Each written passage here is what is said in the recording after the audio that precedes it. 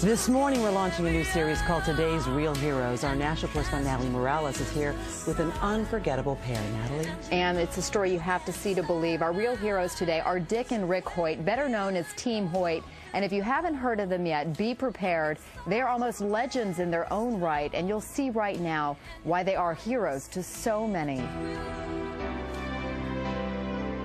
This is one of the greatest love stories of all time, a story of a father who climbs mountains and runs to the ends of the earth and back to give his son a better life, a life that transcends the limitations of his body. Rick Hoyt's fight started at birth 44 years ago when the umbilical cord was wrapped around his neck. He looked beautiful and he was strong and he was laying on his stomach, and I thought he was doing push-ups. But what it was, he was having spasms. The doctors told Dick and Judy Hoyt that their son had cerebral palsy and would never be able to walk or talk. They said, forget Rick, put him away, put him in an institution. He's going to be nothing but a vegetable for the rest of his life. And we said, no, we're not going to put Rick away. We're going to bring Rick home and bring him up like any other child. So when the Hoyt family went to the beach for a swim, Rick went too. He'd sink down to the bottom and he'd look up and start laughing. He played street hockey. We'd just get a stick and push him in a chair and hold the stick for him. We did everything with him that we did with the other two boys. And Rick responded. And you look in his eyes, and he was looking right at you, and you could tell that he understood everything they were talking about. But it wasn't until he was 12 when Rick found his voice, called the Hope Machine, a computer system created by a team of Tufts engineers.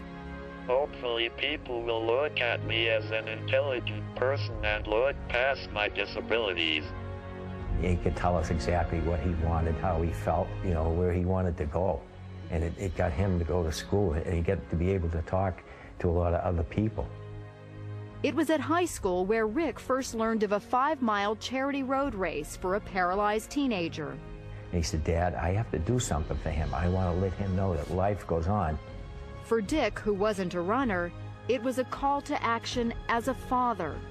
Rick told me, he said, Dad, when I'm running, it feels like my disability disappears. And that was all Dick needed to hear. Now, at the age of 66 and 44, Dick and Rick have run 950 races, 60 marathons, including their 25th Boston Marathon this year. They even started doing triathlons, competing in 6 Ironmans, the ultimate test of strength and endurance. All the way, Dick pulls, pushes, and carries Rick's 110-pound frame over the course of the 2.4-mile swim, 112-mile bike ride, and 26.2-mile run.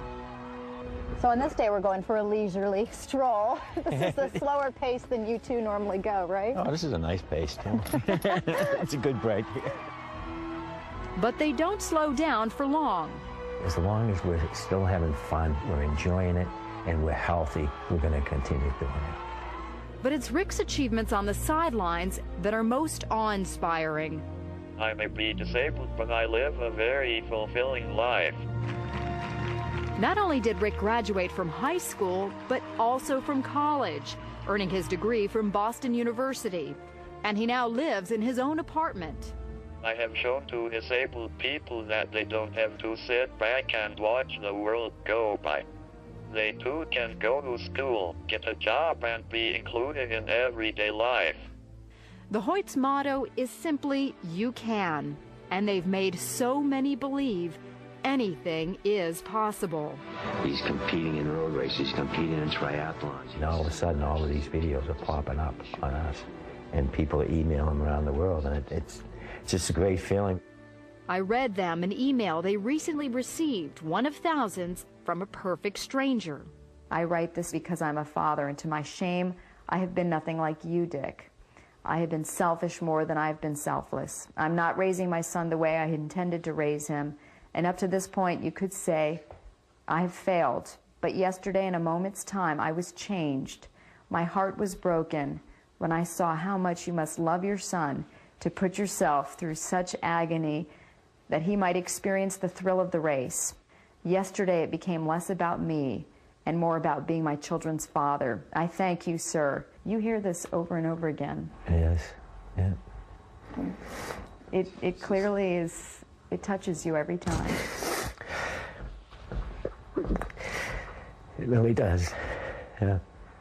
But you're more than a father. I mean, you are a hero to so many. Mm. And most importantly, you're a hero to Rick. I just think of myself, and I just love my family. And I just want to be the very best father I can be. Hoyt, everybody! Way to go, Ricky! Way to go, dude!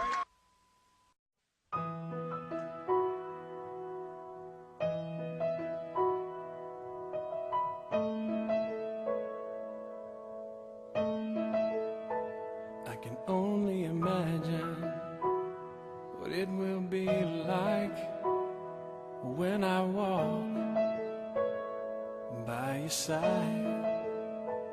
I can only imagine what my eyes will see when your face is before me. I can only imagine. I can only imagine. Surrounded by your glory, what will my heart feel? Will I dance for you, Jesus? Or in awe of you be still? Will I stand in your presence? To my knees will I fall? Will I sing hallelujah?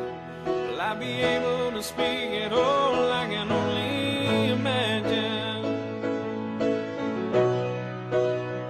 I can only imagine.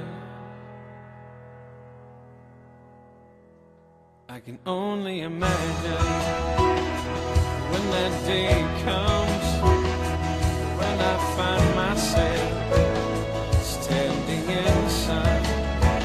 I can only imagine when all I will do is forever, forever worship you. I can only imagine. I can only imagine. Surrounded by your glory, what will my heart feel? Will I dance for you, Jesus? Or in awe of you be still? Will I stand in your presence? Or to my knees will I fall? Will I sing hallelujah? Will I be able to speak at all? I can only imagine. Yeah, I can only imagine. Yeah, surrounded by your glory, what will my heart feel? Will I dance for you, Jesus? Or in awe of you be still? Will I stand in your presence? Or to my knees will I fall? Will I sing hallelujah? Will I be able to speak at all? I can only imagine. I can only imagine. I can only imagine. I can only imagine.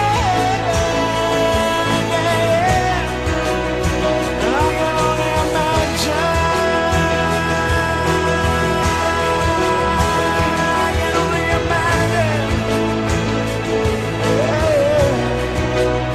I can only imagine. I can only imagine when all I would do is forever, forever worship you.